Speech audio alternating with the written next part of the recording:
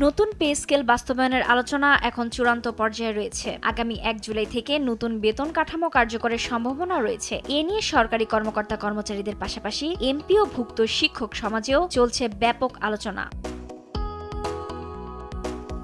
জানা গেছে, নতুন সরকারি বেতন কমিশনের সুপারিশে বিশেষ করে প্রাথমিক বিদ্যালয়ের শিক্ষকদের বেতন উল্লেখযোগ্য হারে বাড়ানোর প্রস্তাব রাখা হয়েছে। বর্তমানে ১৩তম গ্রেডে থাকা শিক্ষকদের মূল বেতন ১১,০০০ টাকা থেকে প্রায় দ্বিগুণ করার সুপারিশ নিয়ে আলোচনা চলছে, যা বাস্তবায়ন হলে বড় ধরনের পরিবর্তন আসতে পারে।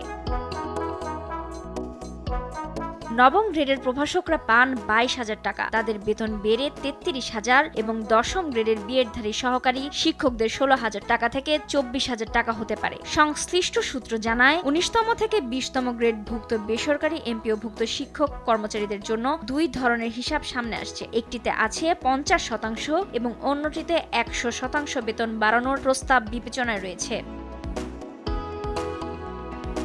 শুধু শিক্ষকই নন, ১১ থেকে ২০তম গ্রেডের কর্মচারীদের জন্য তুলনামূলক বেশি হারে বেতন বৃদ্ধির প্রস্তাব রাখা হয়েছে। একই সঙ্গে টিফিন ভাতা সহ বিভিন্ন সুযোগ সুবিধা বাড়ানোর সুপারিশ করা হয়েছে বলে সংশ্লিষ্ট সূত্র জানিয়েছে। তবে নতুন পে স্কেল নিয়ে এমপিওভুক্ত শিক্ষক কর্মচারীদের মধ্যে যেমন আশার সঞ্চার হয়েছে, তেমনি তৈরি হয়েছে কিছু শঙ্কাও। নবম পে স্কেল কার্যকর হলে এমপিওভুক্ত শিক্ষকরা একই হারে বেতন ভাতার সুবিধা পাবেন কিনা তা নিয়ে এখনো রয়েছে অনিশ্চয়তা। ফলে কয়েক লাখ শিক্ষক কর্মচারীর মধ্যে বিষয়টি নিয়ে উদ্বেগ বাড়ছে।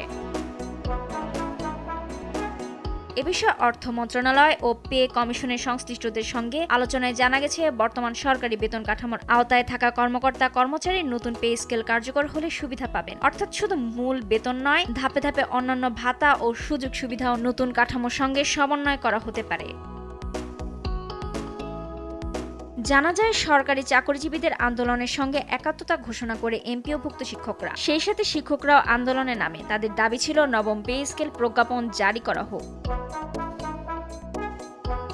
প্রস্তাব অনুযায়ী নিম্ন গ্রেডের সরকারি কর্মচারীর তুলনামূলকভাবে বেশি বেতন বৃদ্ধির সুবিধা পাবেন। বিপরীতে উচ্চ পর্যায়ের কর্মকর্তাদের ক্ষেত্রে বৃদ্ধি তুলনামূলকভাবে কম হবে। পাশাপাশি কম পেনশন প্রাপ্তদের জন্য ১০০% পর্যন্ত পেনশন বৃদ্ধির প্রস্তাবও বিবেচনা রয়েছে, বিশেষ করে যাদের মাসিক পেনশন ২০,০০০ টাকার নিচে।